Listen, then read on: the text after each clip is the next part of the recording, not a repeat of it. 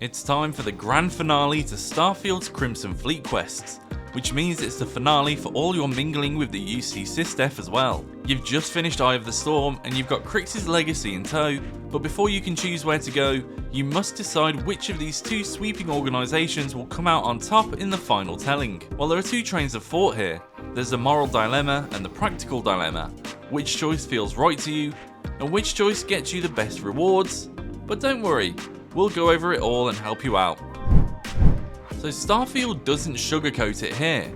Before you can pull your ship free from the legacy, you must decide whether to grav jump to either the UC SysDef or the Crimson Fleet. So let's talk consequences. First is the obvious. You should take your own feelings into account when making your decision. We think the Crimson Fleet crew is more interesting, though we hesitate to agree that the fleet's lack of galactic oversight is necessarily a good thing for the average citizen. UC SysDef doesn't really strike us as the darker side of what the United Colonies military can be. For that, look no further than the UC Vanguard questline that got you into this whole mess. But setting that aside, we're sure players want to know the more tangible effects, and we'd be lying if we said we weren't partly swayed by this as well.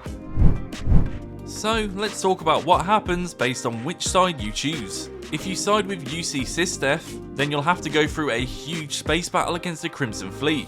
After that, you'll board the key and have to fight through hordes of Crimson Fleet, including many of the people you may have interacted with during the Crimson Fleet questline. At the end of this, you'll either kill or you could persuade Delgado to surrender. Regardless of what you do to Delgado, you will lose access to the key. On the more positive side, you'll earn the UC SysDef uniform, and most companions will approve of your choice.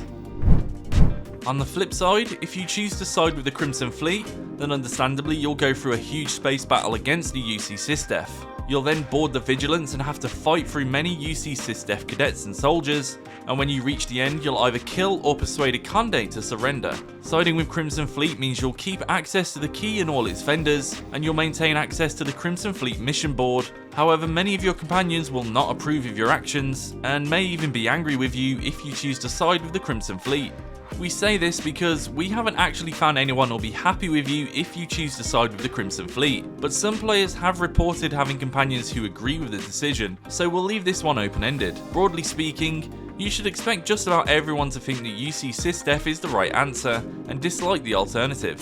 Regardless of which side you choose, you'll receive a whopping 250,000 credit reward at the end of this questline. You'll get more companion affinity if you choose to side with UC SysDef, but course correcting affinity is pretty easy. Losing access to the key is a big pragmatist downside to turning against the Crimson Fleet, and to be fair, it's kind of a doozy. Therefore, from a moral stance, we tend to suggest UC SysDef, whilst from a practical stance, we might say the Crimson Fleet is the better call.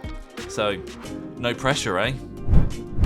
So that's our guide to the decision you have to make at the end of Legacy's End in Starfield. I've been Luke Gould, thanks for watching, and check out thegamer.com for more.